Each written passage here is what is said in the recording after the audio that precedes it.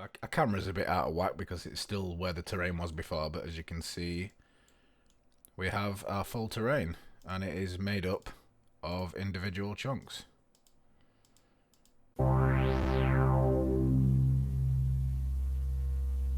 Hello, and welcome to part 4 of the How to Code a Game Like 7 Days to Die, or something like it, in Unity series. We are going to basically get started on our world generation script, how we're going to handle that. So, the main difference between the way 7 Days to Die handles the world and the way something like Minecraft, which most of the people who watch my videos are here from the Minecraft videos. One of the biggest differences is that 7 Days to Die is not an infinite world. Or, well, technically neither is Minecraft. When you get far enough out, things start to get weird. But 7 Days to Die is a finite world. And because of that, you don't need to worry about generating terrain, world pieces, things like that on the fly. And as anyone who's tried to generate a 16,000, like the large map, will know, generating a new 7 Days to Die world takes a long time, especially if it's not a top-of-the-range computer. So the reason for that is the whole world is generated at the start, and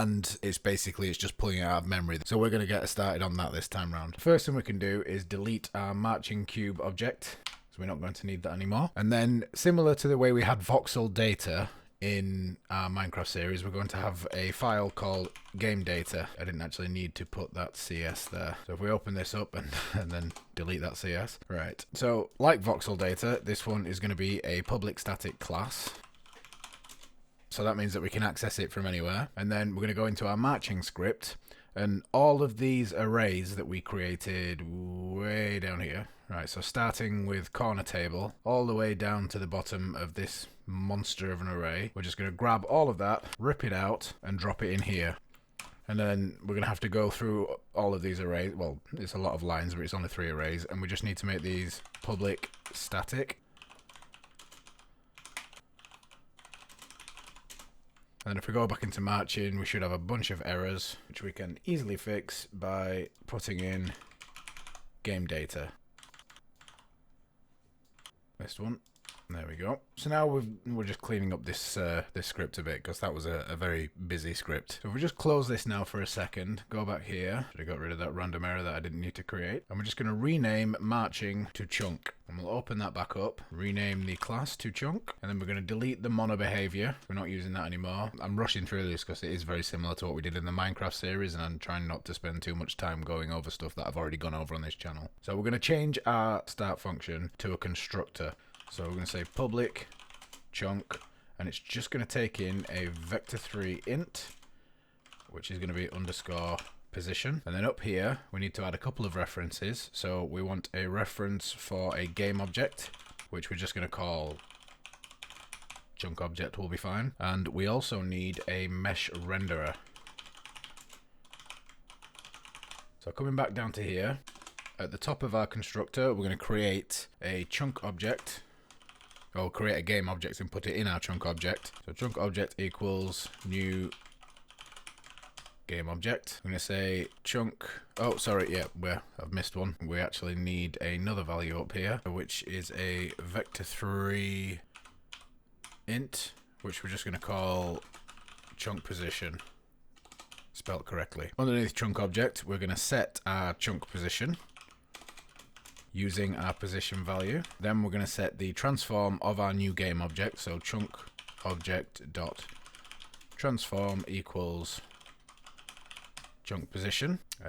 Transform dot position equals chunk position. And then to fix these errors here, all we need to do is say chunk object dot get component. Although we're not going to say get component because presently we've just created this object brand new. It doesn't have a mesh filter on it. So instead of get component, we're going to add component. And what that does, if you don't remember, is it adds the component but also returns the reference to it. So it works the same way as get component, but it also adds the component. And then finally, mesh renderer equals chunk object dot add component mesh renderer, and we just need to put a chunk object before that transform tag. And then the other thing we need to do is we need to give this mesh renderer a material. So the way we'd done it before is we had the material set already, and obviously that's not going to work now because we started this whole object from new. So we need to tell it what material it needs. In order to do that, we're going to do something a little bit different. And oh, sorry, we'll just fix this error before we do that. So basically all that is it's looking for a marching script in the flying camera script, but there isn't a marching script. So if we just find those errors and just change that to chunk, and that should fix those. This flying camera script is temporary, don't forget, so that's why we're not spending too much time on it, but we may as well get rid of those errors. So that's those gone. So what we're going to do different is we are going to use a resources folder, and I've already created the resources folder. It has to be called resources. Ignore this images folder for now, we'll get to that shortly. And we're going to create a new folder in here. I'm going to call it materials. And then if we go into our materials, grab our terrain and drag it into our materials folder. So what that means is that now from in here, we don't need to put a reference in our inspector or anything. We can simply say mesh renderer dot material equals resources dot load. And then in pointy brackets, we give it the type, which is material. And then in regular brackets, we say materials / terrain. Now, we don't put the .mat on the end. We've told it that it's of type material, it expects a .mat, so you wouldn't be able to give it a different file extension to .mat, and also you don't put the .mat in there because then it would be looking for a file that was technically terrain.mat.mat. So the next thing we're going to do is we're going to grab these three values, just rip them straight out of there, and we're going to put them in GameData. Although we are going to change the names slightly. So as with everything else, they need to be public static. Terrain surface can stay as it is, but width we are going to call chunk width.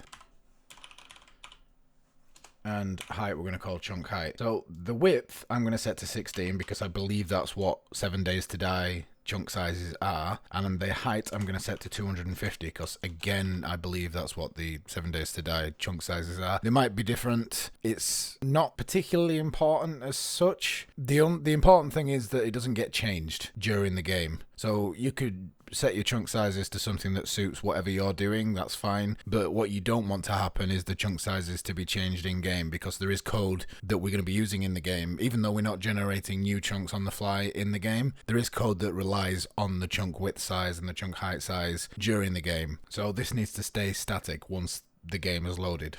And then rather than going through all these values and fixing the width and the height and everything, replacing all those with game data, we're just going to do a little bit of a cheat. And up here, we're going to say int width, and then we'll use a get, and we just return game data dot chunk width.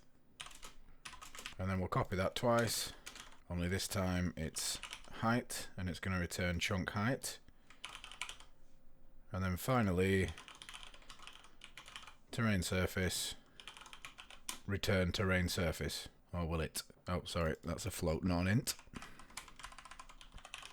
So that fixes all those errors and we don't need to go through and rename them all. Now the next thing we're going to do is, right now we have this line here for getting the height of our terrain at a given point. Actually, before we do that, we'll just delete this. This, if you don't remember, created a big hole in the floor just for us to demonstrate that the terrain was working properly. We don't need that now. We don't want to be doing this in the chunk script. So for now, we're going to work on this a little bit more in the future. But for now, we're just going to copy that line and we're going to go into our game data.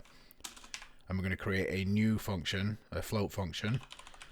So public static float get terrain height, and it's going to take in an int x and an int z, and it's going to return the line that we copied, but we just need to modify it slightly. So get rid of this height equals. We change height to chunk height because we're now calling this from within the game data class. And that's it. Everything else can stay the same. And then if we go back into chunk, we can then replace this line with this height equals game data dot get terrain height xz. Now that's not enough by itself because we were working with a fixed position. It was global. There was only one piece of terrain. Now we're going to be creating multiple pieces of terrain. Each one of these chunks is its own piece of terrain, and we need to get the noise value relative to that piece of terrain.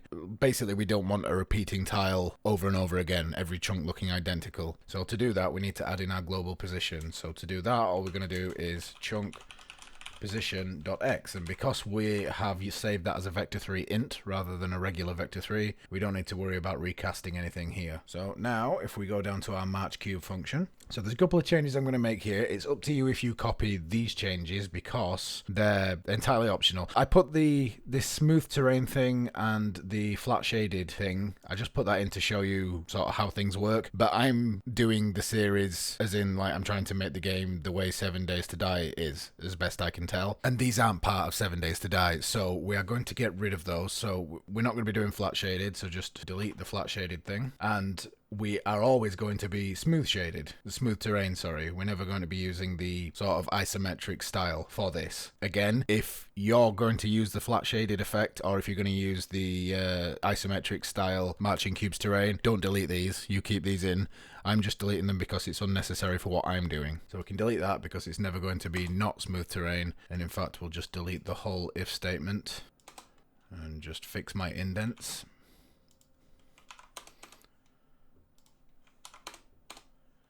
And then if we just rush up to the top here, we don't need these public bools anymore. And in fact, we can't access those public bools because this is no longer a mono behavior, so there's no inspector that we can access this through. Right, so I think we're about done with chunk. So if we just rush back over to here and go into our scripts folder, I'm going to create a new script. I'm going to call this one World Generator. And we will create a World Generator object.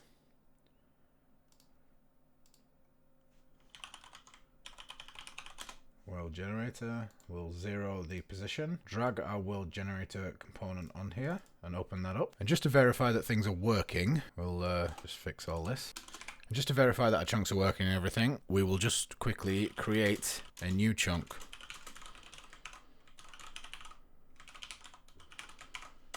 Doesn't need to be anything fancy, we'll just plop it at 0. So now if we press play, we should get a single solitary chunk.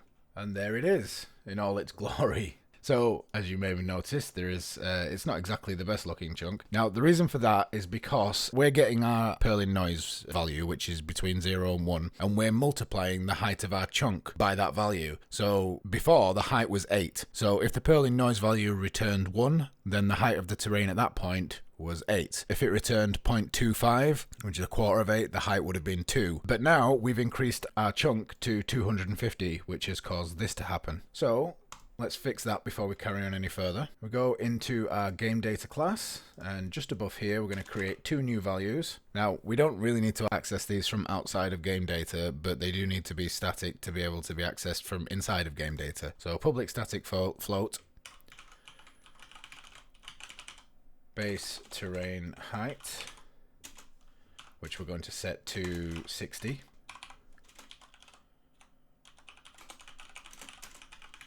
So basically, that is the base level of terrain before modification. We would have to dish out the terrain to go lower than this, and anything that we add will be on top of this. So you can kind of think of it as kind of like sea level, but it's land level. And then we want a public static float, which we're going to call terrain height range, and we'll just stick with 10 for now.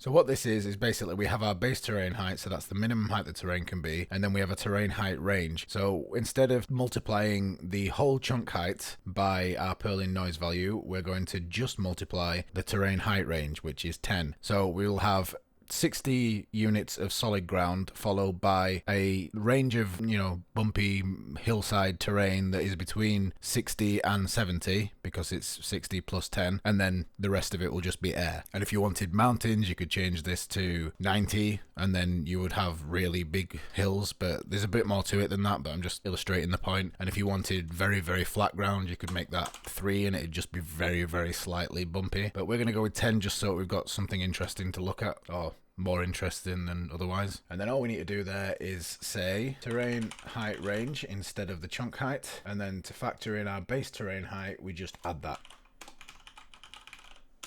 Let's just give that a quick run again just to make sure it's worked. And there we go, that's much better. So let's make some more chunks. We'll go into our world generator and get rid of this now. We're not going to use that. We're going to create a new function. So in here, we're going to loop through, well, actually we need a value to loop to first. So let's create a public value, a public int world size in chunks. And that's going to equal, I'm going to say 10. Just for now. You've seen, people who are watching this video have no doubt played 7 Days to Die. As I've mentioned before, you've seen the preposterous loading times that you can get on that game when you put the level size up. I don't want to go through that every time I run, or anything like that, every time I run this demo to show you what the latest code change has done. So we're just going to keep it very small for now. But if you wanted to whack this up to 8,000, there's no reason you can't. It just, well, not 8,000 because these are chunks. But anyway, if you wanted to whack this up really high, you could, and then sit there for the next hour while the whole world generates. But I don't want to do that. So for now, we're just going to keep it at 10. And then we want to store these chunks for future use, and we're going to do that in a dictionary. So dictionary is a key, which in this case we're going to use a vector3 int, and then an item that we're storing. So we're going to use chunk. Just call it chunks, and then it equals a new dictionary vector3. So it works a lot like a list, only instead of an index, you're using this to access each value. So there's no 0, 1, 2, 3, 4, 5, 6 index number to access a chunk. It is literally whenever you put an item into the list, you also put this in there. So for each chunk there will be a vector3 int, and then when you want to access that chunk you pass in the vector3 int. The vector3 int obviously is going to be the chunk's position, what we're storing here. So that value will be the same as this value. We'll just call our function there. So in here we're going to say for int x equals 0, x is less than world size in chunks, x plus plus, and then we'll copy that, and then same again for z or z, depending on where you're from. So first thing we'll do is get our vector3 int. It's going to be a new vector3 int x times GameData.chunkWidth. So this allows us to increment in single amounts, so 1, 2, 3, 4, but by timesing it by chunk width, the actual position that we get in will be 0, 16, 32, etc. The y value is 0. So that gets us our position, and then we're just going to create a new chunk, and we will automatically add it to the list. So the vector3 int that we're passing in is chunk pos, and then the chunk is going to be a new chunk, and the position that we need to pass in is once again chunk pos. So let's jump back into our game and give that a test run. So our camera's a bit out of whack because it's still where the terrain was before, but as you can see we have our full terrain, and it is made up of individual chunks. So I will point out, before someone points it out in the comments, if you look around you should be able to see the occasional spot where there's like this, where there's kind of a seam. That is to do with the normals, which we are going to fix, don't worry about that. Just to keep things a bit tidier, let's just, first off, we'll make this public, make chunk object public. We'll give it a name down here, so chunk object dot name equals, say, string dot format chunk, and then the values we'll pass in are just position.x and position.z. And then if we go back, because we've made this public now, we can go back to here and we can say chunks chunk pos dot chunk object dot transform dot set parent. We'll just pass in transform. So now if we run it, we should not only have names for the chunks, but they should all be nice and neatly tucked away inside the world generator. There we go, a bit better to look at. And while we've got this loaded up, let's just find a good height for our camera. 60, so we'll put him at 70. So then at least he'll be above the terrain every time we run this script. So just to give us a little bit of debug information, let's go to the bottom of generate, and we will say debug.log string.format, and we're just going to say not by not world generated, and then the value is just going to be world size in chunks times GameData.chunkWidth. Missing a bracket there. There we go. So that will tell us the actual size in voxels or meters, because in each one of these voxels, each one of these cubes, when it's a building block or terrain piece, represents a meter in these games. So 1 unit is a meter, therefore 1,000 units is a kilometer. So right now we've generated a 160 by 160 world, which is 1/10 of a kilometer, as you can see down there. So the last thing we're going to do now is, if we go into our canvas and we're going to create a new image, UI image, and we want to make this the full size of the screen, so it covers the whole thing. And then we go to that folder that I mentioned in resources before. We can see I created a very half-assed loading screen here, very loosely based on the 7 Days to Die loading screens, but using the terrain that our actual engine is generating at this point. And we'll just make sure we set the texture type to 2D and UI, apply that. And then let's just rename this one so we don't get them mixed up. Right, so this one is the crosshair or the reticle type thing. And then this one is going to be our loading screen, apparently with an M. Now if we can grab our image, drag it into here, and remember things are drawn in the order that they are in here, so, or well, not necessarily drawn, but reticle, because it's first in the list, ends up being covered up by the image. So if we swap them round, if I put loading screen above it, then you can see the reticle above it, and we don't want that. The loading screen wants to cover that up, so we want that to be below that, and any other UI elements that we might put here. And then go back into world generator. We need a reference for it, so we'll just put, for now, public game object. We don't need to get the image because we're not doing anything with the image, we just need the object so we can turn it on and off. Public image loading screen, let's drag that in before we forget. And then, dead simple, at the very start of generate, we turn that on, so loading screen dot set active true. And then at the end of it, loading screen dot set active false. So if we go back into our game and I'll just drag this out a bit, and we'll just make our world size a little bit bigger, go with 25 just so it loads for a bit longer, and I press play. And there we have a larger world. So as this 400, this is nearly half a kilometer by half a kilometer. It's very uninteresting, but it is a world nonetheless. So the last thing we need to do is we just need to fix, let me just drop this world size down and I will load the game back up and show you the error that we need to fix. We'll go with 5 just to get it done nice and quick. So the last thing we need to fix is that our new chunk system is not set up to work with the way that we are currently modifying the terrain with our temporary camera.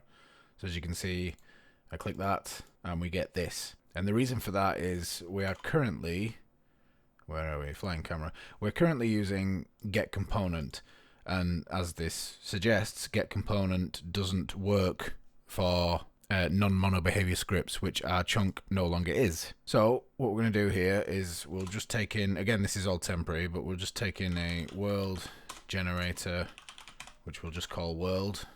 We'll add that reference now before we forget, and we'll make it public so that we can actually add the reference. We'll create a temporary little function in here. Where are we going? We'll go down here. So this will return a